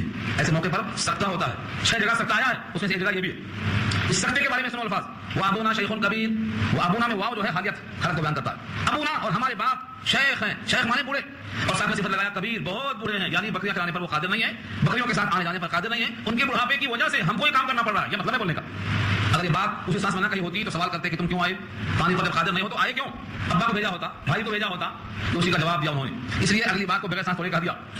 قال تعالی نسقی حتى يصدر الرعاء وابونا شيخ كبير، اسی سانس میں. اور ہمارے باپ تو بہت بوڑھے ہیں، ان کے بڑھاپے کی وجہ سے ہم ان سے کچھ قسم کا کام نہیں لے سکتے. فسقا لهما، حضرت موسیٰ نے ان دونوں کے لیے پانی پلانے کا انتظام کر دیا. فسقا، پلا دیا. لکھا ہے قصص النبیین میں، مولانا علی میاں صاحب نے لکھا ہے کہ وہ کنویں کا ڈھکن 10 آدمی مل کے اٹھاتے تھے. حضرت موسیٰ نے تنہا اٹھا دیا، اٹھا کر پانی پلا دیا. اور بکریاں پانی پی کر سیراب ہو گئی تو وہاں ٹھہرتی کیوں بچیاں؟ گھر جلدی آ گئی. جب گھر جلدی پہنچ گئی تو ابا حضور نے پوچھا کیا بات ہے، روز کے ٹائم سے پہلے کیسے پہنچ گئی؟ انہوں نے پورا واقعہ بیان کر دیا. ایک سارے آدمی تھا، اس نے مدد کر دیا ہماری. اور انبیاء کرام مدد کرنے والے کی مدد بلا معاوضے کے لینے کو پسند نہیں کرتے. احسان کا بدلہ احسان، هل جزاء الاحسان الا الاحسان. اتنا شریف آدمی کہ بکریوں کو پانی پلا دیا، ڈھکن اٹھا دیا، تو وہ شریف آدمی آخر تھا کون، کہاں سے آیا، کہاں گیا، کون ہے؟ بلا کر لاؤ. اس کا کچھ محنتانہ بنتا ہے. یہ سلسلہ ہے، یہ سبب پیدا کیا ہے مسبب نے، یعنی اللہ کی ذات نے. دیکھیے کیا ہوا. فسقا لهما ثم تولى الى الظل، بس پانی پلا دیا ان دونوں کے لیے، پھر پلٹے الى الظل، چھاؤں کی طرف. کس کی چھاؤں؟ درخت کی. عام طور سے پانی جہاں زیادہ ہوتا ہے درخت اگ ہی جاتے ہیں، درخت کی چھاؤں میں مسافر بیٹھ جاتا ہے، چھاؤں کی طرف بیٹھ گئے. فقال، اب کہنا شروع کیا. کسے کہیں گے؟ کون ہے آپ کے ساتھ؟ آپ میں سے کون جانتا ہے ایسے موقع پر آدمی کو احساس ہوتا ہے اپنے رب کا. حالانکہ انبیاء کو ہمیشہ اللہ کے ساتھ ہونے کا استحضار ہوتا ہے، ہمیشہ استحضار ہوتا ہے. اسی واسطے دعا کرتے ہوئے چلے، دعا پڑھتے ہوئے چلے، اور جیسے ہی کام سے فارغ ہوئے پھر متوجہ اللہ کی طرف ہو گئے. کیا کہا؟ ربی، اے میرے پروردگار، انی، بے شک میں، لما انزلت الیہ، جو کچھ آپ اتارے میری طرف، من خیر، بھلائیوں میں سے، فقیر، میں فقیر ہوں. اگر آپ کسی کو فقیر کہہ دو تو کہے گا ہم فقیر نہیں ہیں، ہم کو فقیر مت کہو. حضرت موسیٰ بھی اللہ کے سامنے فقیر ہیں، وہ خود فرماتے ہیں ربی انی لما انزلت الی من خیر فقیر، ربی انی، اے پروردگار جو کچھ بھیج دے آپ، میں اس کا فقیر ہوں. اور یہ اللہ نے بھی کہا یا ایھا الناس انتم الفقراء الی اللہ، لوگوں تم فقیر ہو اللہ کی جناب میں. جب سارے انسان فقیر ہیں، حضرت موسیٰ کا اعتراف ہے، تو بڑے سے بڑا کوئی بھی ہو اس کو اللہ کے سامنے فقیر ہونے کا اظہار کرنا ہے، یہی زیادہ خشوع کے لائق ہے. حضرت موسیٰ کی دعا ہے، مقبول ہو گئی. ادھر یہ دعا کرتے بیٹھے، ادھر بچیاں گھر پہنچ گئی، ماں باپ میں سے اطلاع ہو گئی، اور والد محترم نے کہا کہ جاؤ بلا کر لاؤ. لگتا ہے کوئی مسافر ہے، لگتا ہے کوئی نہ کوئی مسافر ہے جس نے تم پر ترس کھایا ہے. جب وہ ترس کھایا ہے زمین والوں پر تو اس پر ترس کھائے گا آسمان والا. حدیث پاک میں آتا ہے تم ترس کھاؤ زمین والوں پر، تم پر ترس کھائے گا آسمان والا. ارحموا من فی الارض یرحمکم من فی السماء. اس طریقے سے حضرت شعیب نے بھیجا اپنی بچیوں میں سے. فجاءته احداهما تمشي على استحياء، فجاءته، آئی ان میں سے ایک، احداهما، ان دو میں سے ایک بچی آئی. یہاں نام نہیں لیا گیا، بڑی آئی کہ چھوٹی آئی. ان دو میں سے ایک بچی آئی، فجاءته، آئی ان کے پاس، ان میں سے ایک، تمشی، چلتے ہوئے، على استحياء، شرم و حیا پر. کیونکہ ایک عورت کسی مرد کو بلانے کے لیے آتی ہے جبکہ نیک نیت ہو تو اس کی چال میں شرم و حیا ہے. یعنی آج کل جس طرح چلتی ہیں عورتیں بے حجاب ہو کر، ایسا نہیں، تبرج کے ساتھ نہیں بلکہ شرم و حیا کے ساتھ. قالت، بولتی ہیں آ کے، ان ابی یدعوک، بے شک میرے باپ آپ کو بلا رہے ہیں. ان ابی یدعوک، اور اس سے پہلے کہ وہ پوچھیں کیوں بلا رہے ہیں، لگے ہاتھوں بول ہی دیا، لیجزیک، تاکہ آپ کو جزا دے، آپ کو بدلا دے، اجر ما سقیت لنا، اس کا بدلہ، اس کا محنتانہ جو ہمارے لیے آپ نے پانی پلانے کا کام کیا. چھوٹا سا عمل ہے پانی پلا دینا، چھوٹا سا عمل ہے پانی پلا دینا، وہ بھی بکریوں کے لیے، لیکن اس کا بدلہ دینے کے لیے حضرت شعیب نے بچی کو بھیج کے بلوایا. کیوں؟ کیونکہ انبیاء کسی کا احسان نہیں لیتے، چکا دیتے. نبی صلی اللہ علیہ وسلم کا بھی معمول تھا، کوئی تحفہ آتا تو تحفے کے جواب میں تحفہ بھیجتے. تحفہ دینا اور لینا حکم بھی تھا، عمل بھی تھا. ارشاد ہے تہادو، تہابو، ہدیہ دینا لینا محبت میں اضافے کا سبب بنتا ہے. حضرت موسیٰ نے بلایا تحفہ دینے کے لیے، محنتانہ دینے کے لیے، اور نبی صلی اللہ علیہ وسلم کا بھی معمول ہے. اور پانی پلانے پر اللہ نے بھی اجر کا وعدہ ایسا ہی کیا. حدیث سنایا تھا، پھر سن لو کیا تھا. اگر کوئی کسی کو پانی پلا دے ایسے موقع پر جہاں پانی ملتا ہو عام طور سے، تو اس کو ایک غلام آزاد کرنے کا ثواب ملے گا، ایک غلام آزاد کرنے کا ثواب ملے گا. اور جہاں پانی نہ ملتا ہو ایسے موقع پانی پلا دیا ہے تو ایک مردہ کو زندہ کرنے کا ثواب ملے گا. ترغیب ترغیب کی روایت ہے. اب سوچئے، پانی پلا دیا بکریوں کو تو اس کے محنتانے کے واسطے بلا بھیجا ہے، جزیہ کا، اجر ما سقیت لنا. فلما جاءه، جب آئے، قرآن نے اتنا ہی کہا جب آئے، لیکن آئے کیسا؟ لکھا شارحین نے حضرت موسیٰ کو آگے کر دیا اور بچی پیچھے رہی. اور انہوں نے کہا کہ جب میں راستہ سیدھا چلوں تو کچھ بولنے کی ضرورت نہیں، اور میں جہاں راستہ بھٹک جاؤں پیچھے سے ایک پتھر پھینک دینا، معلوم ہونا کیسے جانا ہے. آگے آگے نہیں چلتی، بچی پیچھے رہتی، مرد آگے چلتے. کیوں کہ عورت کا سارا جسم چلتے ہوئے ہوئے نگاہوں میں نہ آئے, کپڑوں کے باوجود ہواؤں سے کپڑا کبھی آگے پیچھے ہو سکتا ہے تو ان کی جسامت سمجھ میں نہ آئے, اور یہ کام آئے گی ابھی تھوڑی دیر میں, آخرت میں تو کام آئے گی ہی, دنیا میں ابھی کام میں آئے گی. نمونہ پیش کیا رب کریم نے, قرآن نے نقل کر کے ہمیشہ کے واسطے بتا دیا. شرم و حیا پر چلتی رہی, پیچھے پیچھے چلتے رہے, جب پہنچ گئے فلما جاءه حضرت موسیٰ حضرت شعیب کے پاس پہنچ گئے, وقص علیہ القصص, اور پورا واقعہ سنایا, وقص علیہ قصہ ان پر پورا کا پورا بیان کر دیا جو آپ سن چکے. حضرت شعیب نے سن کر کہا قال لا تخف, ڈرو مت, نجوت من القوم الظالمین, ظالم قوم سے آپ کو نجات ہوگی. ظالم قوم کا یہاں تک کوئی اثر نہیں ہے, یہ خطہ یہ علاقہ اس کے زیر اثر نہیں ہے. قرآن کے الفاظ اتنے ہیں, نجوت من القوم الظالمین, تم نجات پا گئے ظالم قوم سے. اس کا مطلب کیا ہوا کہ ان کی حدود یہاں پر نہیں ہے. قالت احداهما, اب ان میں سے ایک بچی بولتی ہے یا ابتی, اے میرے پیارے باپ, ابو جان, ابتی, یا ابھی نہیں کہا, یا ابتی, اور یہ پیار میں کہا جاتا ہے. حضرت ابراہیم نے اپنے ابا کو یہی کہا تھا, یا ابتی, یا ابتی.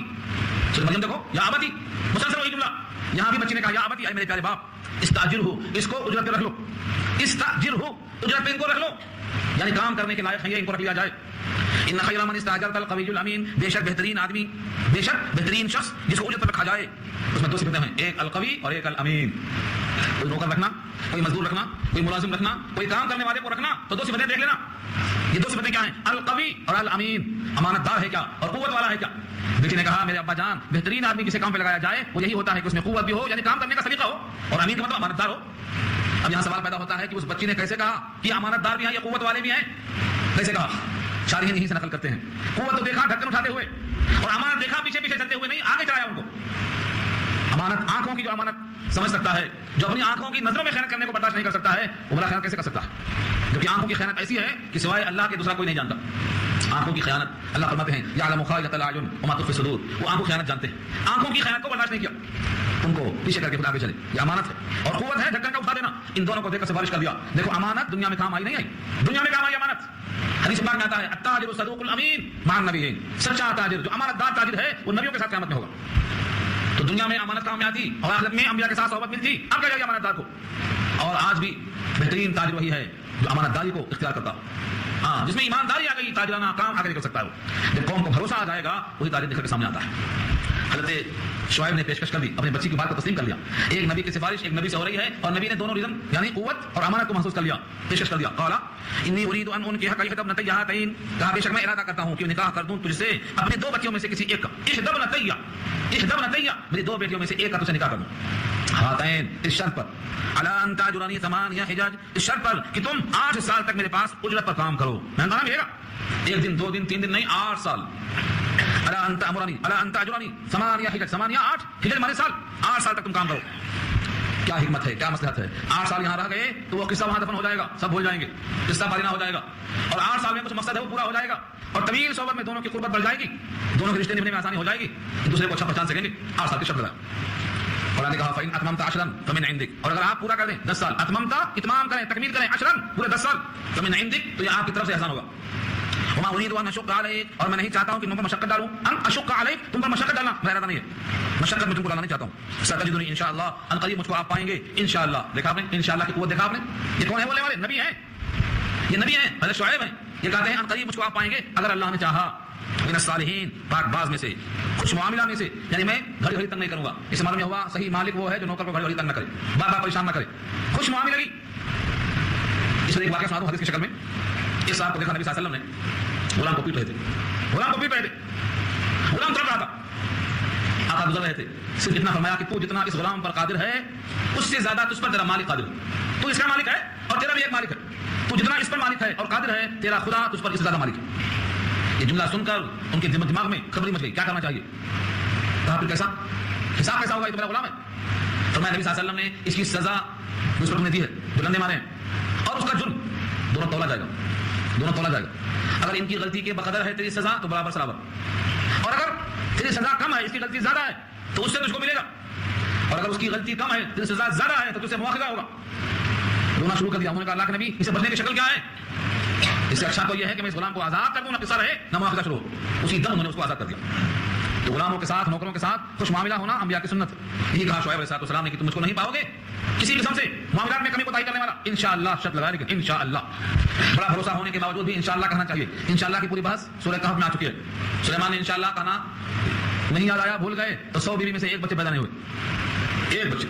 کیا کہا تھا 100 بیویاں ہیں 100 بچے ہوں گے 100 مجاہد ہوں گے انشاءاللہ کہنا بھول گئے ایک بھی بچہ نہیں پیدا ہوا یہ اللہ کی قدرت ہے کہ میں نہ چاہوں تو جو نبی بھی ہے اور بادشاہ بھی ہے اور بادشاہ بھی ساری کائنات کا بادشاہ ہے انشاءاللہ نہیں کہا میں روک لوں میری مرضی کیا مانے اگر اللہ چاہے تو کائنات کا ہر جز اللہ کی مشیت پر موقوف ہے اللہ چاہے تو ایسا ہوگا اللہ چاہے تو ایسا ہوگا انشاءاللہ کا سبق دیا ہے قرآن میں شعیب کے ذریعے اور سورہ کہف میں ایک طویل واقعہ بیان کیا ہے انشاءاللہ نہیں کہا تو باغ کا پھل غائب ہو گیا سورہ قلم میں کہا اللہ نے پورے پھل کو اللہ نے غائب کر دیا انشاءاللہ نہ کہنے کی وجہ سے تو کلام اللہ میں کئی جگہ آیا ہے یہاں سے یہ سبق یاد رکھ لو کہ انشاءاللہ کے بغیر کوئی وعدہ نہیں قال ذلك بيني وبينك کہا یہ معاہدہ ہوا میرے تیرے بیچ میں یہ معاہدہ ہو گیا ایما الاجلین دو مدتوں میں سے کوئی ایک ایما الاجلین اجل کی تسنیہ ہے اجلین دو مدتوں میں سے کوئی ایک مدت قضیتو میں پورا کر دوں گا یعنی 8 سال پورا کروں گا یا 10 سال پورا کروں گا فلا عدوان علی تو میرے خلاف کوئی زیادتی نہیں ہوگی یعنی میرے اوپر کسی قسم سے کوئی بات نہیں ہوگی واللہ اور اللہ تعالی علی ما نقول جو کچھ ہم تم کر رہے ہیں وکیل کس کو بنایا وکیل اللہ کو دو نبیوں کے درمیان بھی وکیل کون ہے اللہ ہم جو کچھ کر رہے ہیں اللہ اس پر گواہ اللہ اس پر وکیل ہے اللہ اس پر کارساز ہے اس طرح سے دونوں کے درمیان معاہدہ پکا ہو گیا اب وہاں پر رہ گئے 8 سال چلایا یا 10 سال بکریاں چلایا جب مدت پوری ہو گئی تو قصہ آگے بڑھے گا یہاں رکوع پورا ہو گیا ہے اور ہمارا وقت بھی انشاءاللہ پورا ہو چکا ہے اب گفتگو انشاءاللہ آئندہ ہوگی دعا کر لیجیے